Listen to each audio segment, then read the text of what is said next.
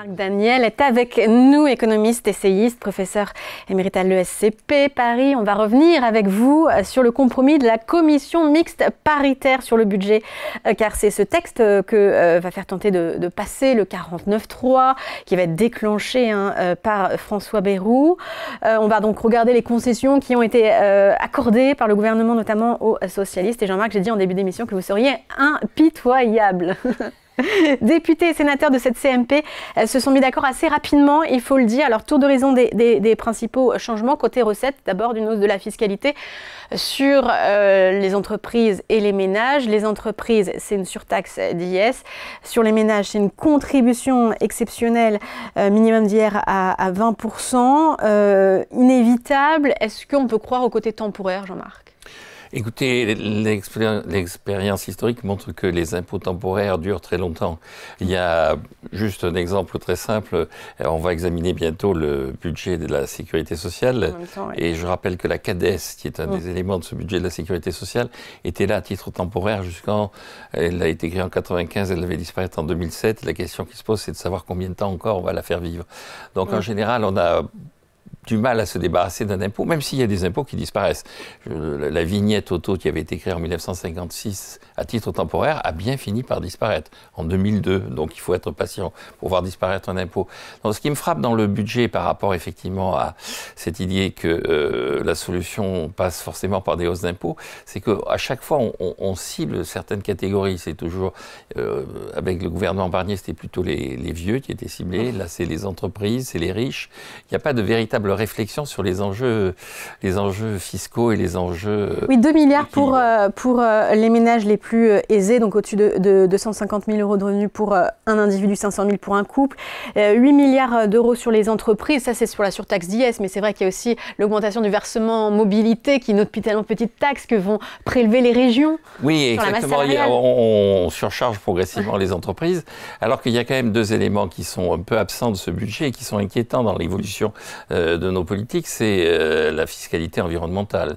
C'est-à-dire que véritablement, d'ailleurs le budget de l'environnement avait été baissé, il a été un peu remonté. Tous les enjeux autour du réchauffement climatique, alors qu'on n'arrête pas de dire que la vie devient insupportable dans la vallée de la Garonne et dans la vallée du Rhône l'été, et on nous explique... Surtout dans la vallée Garonne, c'est très important. Et on nous explique que non, c'est un enjeu qui est un enjeu qu'on ne peut plus mettre en avant. Le deuxième élément qui est un élément qui est intéressant, c'est qu'effectivement on grappille à gauche, à droite, un petit impôt par-ci, un petit impôt par-là. On a augmenté le taux de la taxe sur les transactions financières qui passe de 0,3 à 0,4. Alors, c'est pas beaucoup, c'est 0. Enfin, c'est quand même un tiers d'augmentation. C'est de 0,3 à 0,4, je rappelle, c'est 33% d'augmentation. Et donc, il y a une volonté, je pense, d'obtenir un résultat très rapidement, d'obtenir un budget très rapidement. Et cette idée que les grandes réformes, c'est pas un gouvernement minoritaire dans la situation dans laquelle il est qui peut s'engager dans ce type d'action. Mais la fiscalité environnementale, la taxe sur les billets d'avion, elle a été augmentée, pas autant que ce qui était prévu, mais là, c'est quand même, c'est censé avoir un effet désincitatif ou non. Oui, exactement. Mais la taxe sur les billets d'avion, c'est aussi intellectuellement une taxe sur les riches. Les gens qui prennent l'avion, c'est potentiellement des gens dont on suppose qu'ils sont parmi les plus aisés. Mais la taxe carbone qui a effectivement passé en ce qui concerne la taxe carbone sur le prix de l'essence, cette taxe carbone n'est toujours pas remise en selle, sachant qu'on est plutôt dans une situation où, vu l'évolution du prix du pétrole, on pourrait essayer de s'orienter vers une augmentation régulière de cette taxe carbone. Donc, encore une fois, il y a des sujets qui sont des sujets qui paraissent anecdotiques et qui sont en train de passer à la trappe. Je vais prendre... Oui, mais on sait bien que politiquement, il n'aurait jamais réussi à avoir exactement. le consensus nécessaire. Exactement. Vous parlez des concessions qui ont été faites aux socialistes, ce qui me frappe aussi, mais ça, c'est sur le volet dépenses. Le gouvernement Barnier avait proposé de supprimer 4 000 emplois dans l'éducation. Et ces 4 000 emplois correspondait au fait qu'il y a 350 000 élèves de moins à scolariser dans l'enseignement maternel et primaire. Et là, non, il faut les garder. Ça me fait penser à une anecdote que je raconte toujours, c'est Margaret Thatcher, quand elle prend le pouvoir, il y a James Callaghan qui l'accueille, qui est le Premier ministre travailliste, et qui lui dit il faut fermer 27 puits de mines. Alors elle dit 27 puits de mines, pourquoi? Et il dit parce qu'il n'y a plus de charbon. Alors elle dit, mais pourquoi ils ne sont pas fermés? Et il répond, mais parce qu'il y a encore des mineurs. Et donc là, on pourrait considérer qu'il y a des écoles qu'on va fermer, qu'il y a des postes qu'on va supprimer parce qu'il n'y a plus d'élèves. On dit non, non, non, pas du tout. Il y a toujours les professeurs, il y a toujours les instituteurs, donc on ne peut pas les fermer. On fait attention au signal plus qu'à la réalité. À la réalité. Et là, c'est typiquement, effectivement, pour essayer d'obtenir le vote de la gauche qui est assez sensible à toute la dimension éducation, instituteurs, professeurs des écoles. La taxe sur les transactions financières, ça vous en parliez, 0,4%. Les socialistes auraient aimé quand même 0,6%. Il y a un réel effet sur les échanges financiers. Encore une fois, si on augmente de 33%, ça pourrait avoir un réel effet. En fait, derrière cette taxe, il y a beaucoup de mythes. C'est-à-dire, elle avait été créée par James Tobin, qui a démenti tous les gens qui se réclament de lui en disant que ces gens-là étaient en général protectionnistes, assez violents d'ailleurs. Ils faisaient des manifestations assez violentes, qu'ils n'étaient ni du côté des casseurs de carreaux, ni du côté des protectionnistes. Et en plus, elle avait été créée par les socialistes. C'est Lionel Jospin qui l'a créée avec un taux zéro. Parce qu'il a dit il faut la faire, mais effectivement, ça va avoir des effets négatifs. Donc, il l'avait créée avec un taux zéro. Donc, on voit bien que là aussi, c'est un enjeu qui est un enjeu typiquement assez politique. Le bilan de tout ça, d'ailleurs, c'est que le déficit, parce que c'est ça que les marchés, que les partenaires européens vont observer, le déficit de l'État se termine à 135 milliards d'euros. On est quand même des pays qui a 5,4% du PIB pour l'ensemble des finances publiques. C'est-à-dire, on est le pays qui, maintenant, a le plus de déficit en Europe. Ouais.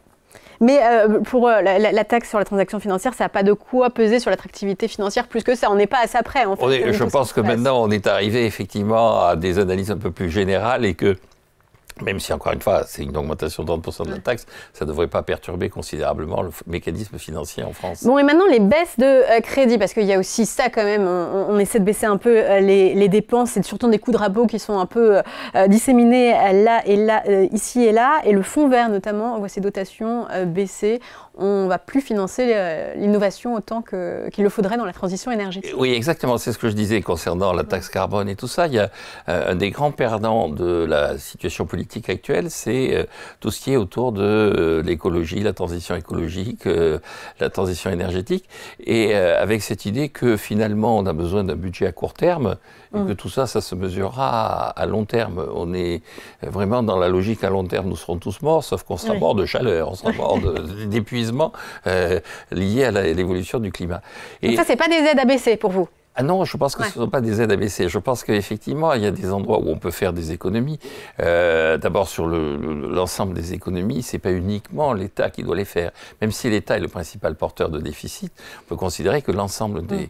Et il y a des économies sur la fonction publique, il y a des économies sur les collectivités territoriales qui hurlent tout de suite en disant qu'elles sont à l'os, que c'est impossible. Je rappelle quand même que la Cour des comptes a dit que si on faisait les 35 heures, dans l'ensemble des collectivités territoriales, si on appliquait les 35 heures, on pourrait économiser environ 100 000 emplois. C'est-à-dire, si on demandait aux agents des collectivités... De travailler plus. Parce qu'il ne s'agit pas de leur dire, vous êtes à 39 heures et on va vous amener à 35 heures. Non, non, non. Vous n'êtes pas encore à 35 heures, vous êtes à 28 ou à 32 heures, vous devriez faire 35 heures et on arriverait à faire 100 000 emplois d'économie. Donc, il y a des efforts à faire là aussi. Et la sécurité sociale va être de nouveau... Alors, hors le remboursement de la dette sociale, puisque au sens de l'INSEE, la sécurité sociale est en léger excédent. Mais au sens de des comptes hors CADES, hors remboursement de la dette sociale, elle est en déficit. Et là aussi, il y a des questions à se poser sur... Alors, on fait quelques économies sur l'aide médicale, sur des choses comme ça, mais il n'y a pas non plus là de vraies réflexions sur la nature de la dépense de santé, ce dont on va avoir besoin. La plupart, il y a eu un rapport récemment de la DARES qui disait qu'un des problèmes de l'hôpital, c'est qu'il est de moins adapté à la révolution démographique que nous vivons. C'est-à-dire, la révolution démographique dans les écoles, c'est il y a moins d'élèves. Et la révolution démographique dans les hôpitaux, c'est qu'il va y avoir de plus en plus de personnes âgées. Et donc, il y a une médecine des personnes âgées à concevoir, comme il y a une pédagogie de l'absence des enfants. Oui, donc en fait, c'est réorienter le personnel médical, un peu finalement comme dans l'enseignement. Alors, dans l'enseignement, on garde les postes, mais on baisse les crédits de recherche dans l'enseignement supérieur. Oui, c'est toujours la même chose, c'est-à-dire qu'on garde les hommes, mais on ne regarde pas les actions. Et donc, on sacrifie le moyen long terme au court terme immédiat. De même que sur c'est du social, en fait, finalement. C'est du social, oui. Alors, on peut se dire, il y a une urgence, il faut adopter un budget, on adopte le budget, et puis après, on va faire un petit travail qui est un travail de réflexion. Après tout, il y a des gens qui ont fait un certain nombre de sarcasmes concernant François Bayrou en disant, mais avant, vous étiez haut commissaire du plan. Donc, vous devriez avoir une vision à long terme. Moyen long terme. Donc, dans les circonstances actuelles, vous ne puissiez pas, dans l'immédiat, mettre en application ces visions. Mais après, une fois qu'on aura passé l'épreuve de l'urgence budgétaire, vous devriez nous apporter quelque chose. Pour l'instant, il n'a pas véritablement répondu. Oui, c'est vrai, c'est vrai. Et alors, sur le logement aussi, n'est pas forcément mis en valeur, diminution de crédit sur les APL et sur ma prime rénov. Donc là aussi, c'est toujours l'environnement qui trinque. Oui. Mais effectivement, la politique du logement n'est pas encouragée en France. Non, non, non. Alors là aussi, on peut avoir une vision sur la politique du logement. Les gens disent on manque de logement, mais si on regarde autour de nous, les pays où la démographie est plus avancée ou plus détériorée encore que la nôtre, on commence à voir des problèmes, non pas de manque de logement, mais d'excès de logement. Cette semaine, il y avait un certain nombre d'analyses sur le marché immobilier du Japon. Il y a maintenant des maisons en bon état qui se vendent de 100 yens. 100 yens, ça fait moins de 1 euro, parce qu'il n'y a plus personne qui veuille acheter ces maisons, parce qu'il n'y a plus personne à loger. Bon, tout ça pour dire que cet objectif de 5,4% du déficit, c'est atteignable. Ce serait quand même une victoire d'y arriver si on arrive à bien estimer. Sauf que tout ça est dépendant de la conjoncture économique. Oui. Et les objectifs que nous donne l'Europe, c'est de réduire le déficit structurel. Or là, le déficit structurel, quand on regarde, il reste toujours à 110, 120 milliards d'euros. Et ce serait de réduire ce qu'on appelle le déficit primaire, c'est-à-dire le déficit hors charge d'intérêt. Et de revenir l'objectif en général, le premier objectif qu'on donne à un État, à une entité publique, c'est de rééquilibrer ses comptes hors charge d'intérêt. La charge d'intérêt est de 52-53 milliards, le déficit 135 milliards, vous voyez bien que le solde primaire est encore négatif. Et il n'y a pas d'amélioration significative en l'occurrence. Et donc, on finit d'ailleurs par plus très bien comprendre, c'est-à-dire la dépense publique a augmenté de 40 milliards et on regarde, on nous dit, mais vous savez, on a fait des efforts considérables d'austérité, on baisse de 30 milliards. Alors que quand vous regardez les chiffres, alors évidemment, on baisse de 30 milliards par rapport à une tendance, ça dépend comment on évalue cette tendance. Donc je crois qu'il faut avoir des objectifs simples, que ces objectifs pour l'instant ne sont pas réalisés parce qu'on est dans l'urgence, mais que le vrai objectif, ce serait au moins de venir à un solde primaire nul, et donc de faire au moins assez rapidement d'annoncer 80 milliards d'économies. Et qu'est-ce qu'on fait dans le courant de l'année si on se rend compte qu'on ne tient pas ces 5,4%, une loi de finances rectificative? Vous savez que Le Figaro a révélé ce week-end les notes internes qu'a fait passer Bruno Le Maire depuis fin 2023 pour alerter sur les dérives, les mesures à prendre. Vous avez été à l'administration, au budget. Comment ça se passe concrètement? Pourquoi il n'a pas été écouté? Qu'est-ce qui se Écoutez, d'abord, quand j'étais à la direction du budget, les gens qui m'en parlent, j'étais rue de Rivoli. Ça veut dire que ça remonte à une certaine époque. Et donc, la procédure budgétaire a un peu évolué, notamment avec la LOLF, mais l'idée reste la même. C'est-à-dire qu'une fois que l'administration de la rue de Rivoli, donc de Bercy, a fait voter le budget, elle regarde effectivement l'exécution et elle essaie de mettre en avant des blocages de crédit pour prévoir, pour éviter, pour prévenir un dérapage futur. Donc, je pense que très rapidement, la direction du budget va proposer au gouvernement de bloquer un certain nombre de crédits. Par exemple au ministère, parce que c'est souvent ministère par ministère, de dire voilà. Ce qu'ils expliquent en fait, c'est que les ministres annoncent des hausses de crédit dans les médias et qu'après finalement derrière on cède. Mais si on bloque ce mécanisme. Oui, absolument, absolument. Vous avez une présentation du budget, puis après à la réalité très rapidement, l'administration, c'est ce qu'on dit, c'est l'État profond, c'est les gens c'est Bercy qui. En fait, il s'agit de se prémunir contre une dérive, un dérapage des finances publiques. Oui, oui. On va parler de la guerre commerciale aussi, un petit mot. Commencer ce week-end, l'objectif de Donald Trump, c'est réduire le déficit commercial qu'il a avec les pays avec lesquels il touche, c'est par des droits de douane. Le déficit commercial avec l'Europe, il est élevé. Si on met en place des droits de douane, s'il met en place des droits de douane et nous des mesures de rétorsion, qu'est-ce que ça peut donner? Est-ce qu'on peut réussir à rétablir cet équilibre en sa défaveur? Alors, ce qu'il faut bien voir, c'est que les droits de douane en question seront payés par sa population. Oui, et donc, il faut voir... Et il est prêt à accepter le fait que... Alors, donc, il dit, écoutez, on va revoir la fiscalité et la population paiera plus de droits de douane et paiera moins d'impôts sous une autre forme. Mais ce qu'il y a d'intéressant, c'est qu'effectivement, on a l'impression, on nous dit que l'Europe n'est pas compétitive et tout ça. Alors, on dégage des excédents sur les États-Unis. Les États-Unis, c'est au total pas loin de 1 000 milliards de dollars de déficit extérieur. Et nous, on a des excédents qui tournent autour de 150, 160 milliards, dont 150 sur les États-Unis. Et donc, ce qu'il y a d'important dans ce qu'il fait, c'est que les gens qui l'entourent ont quand même regardé qui achetait des produits européens, qui achète des produits chinois, qui achète des produits canadiens et mexicains. Les gens qui achètent des produits européens sont beaucoup des gens assez aisés. C'est ce que dit un économiste qui s'appelle Nicolas Gregory Mankiw, qui est assez célèbre pour avoir fait le manuel d'économie dont tout le monde se sert à la surface de la planète. Et il dit, en fait, les classes dirigeantes aux États-Unis vivent en euros. Parce qu'elles achètent, il dit, moi-même, j'ai une Audi, je passe mes vacances en Toscane. C'est le luxe. C'est le luxe, mais c'est le Chablis. Il dit, je bois du Chablis, c'est la vie assez confortable avec des produits qui viennent d'Europe. Il dit, en revanche, ma secrétaire, elle vit en dollars, elle vit avec des produits qui arrivent du Canada, du Mexique et tout ça. Et puis, les gens qui passent l'aspirateur dans mon bureau, ils vivent en yuan parce qu'ils achètent des produits chinois. Et donc, s'il met trop de droits de douane sur les produits chinois, il va... alors qu'il a été élu grâce au mécontentement lié à l'inflation, il va reprovoquer de l'inflation, reprovoquer de la baisse de pouvoir d'achat dans son électorat. Et son obsession, clairement, c'est déjà les mid-terms. Il est déjà en campagne électorale pour les mid-terms dans 2 ans.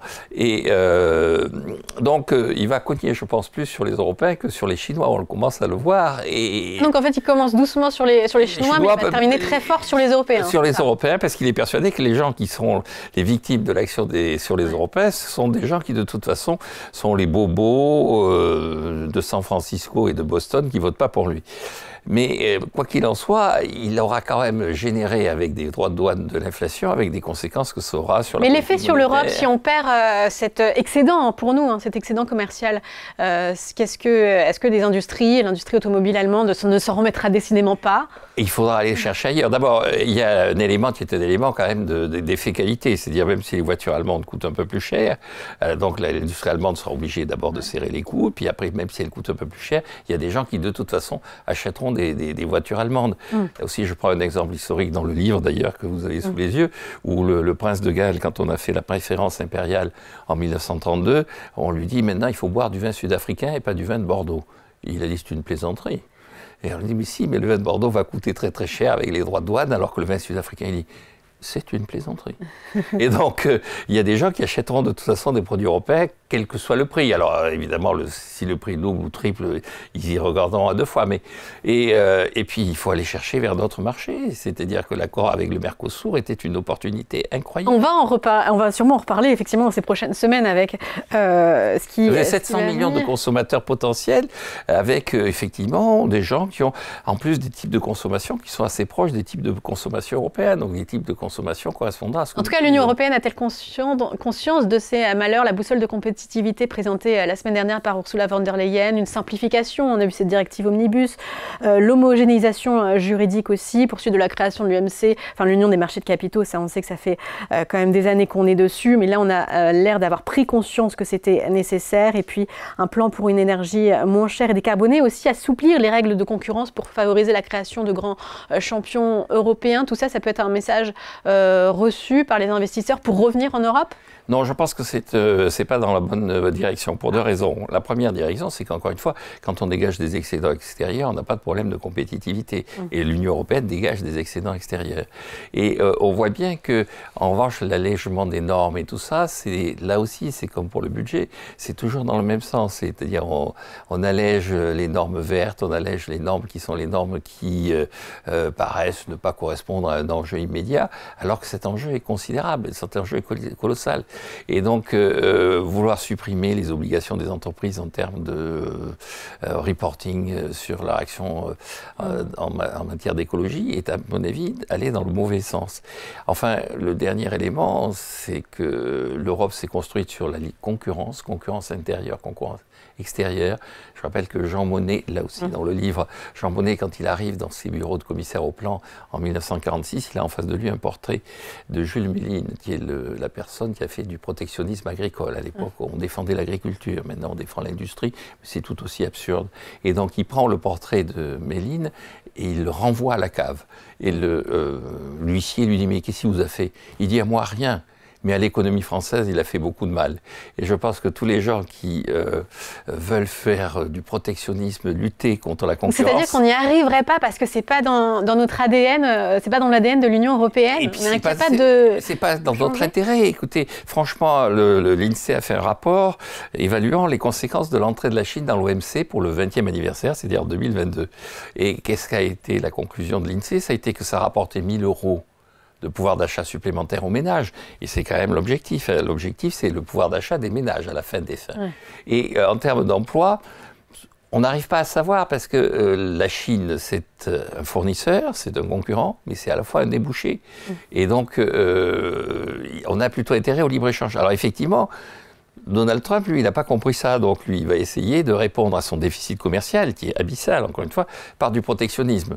Mais on n'est pas obligé de le suivre dans cette erreur, et puis on peut le contourner. Donc finalement, pour vous, on n'a pas de boussole, en fait, on ne sait pas où on est et on ne sait pas où on va. On ne sait pas où on est, on ne sait pas où on va, parce que ça ne dépend pas de nous, et en tout cas, on est en train de se poser des problèmes qui n'existent pas, alors que nos problèmes, c'est notre démographie, nos problèmes, c'est le réchauffement climatique, nos problèmes, c'est la situation de certains pays par rapport à d'autres pays. Quand vous avez un pays fondateur comme la France qui a 5,4% de déficit, alors que tous les autres pays autour sont en train de redresser leurs finances publiques, ça pose un vrai problème. Mais c'est pas Trump, ça. Les grandes leçons d'économie, on les retrouve dans votre livre « Nouvelles leçons d'histoire économique » aux éditions Odile Jacob. Merci Jean-Marc Daniel d'être venu sur notre plateau. C'était un plaisir.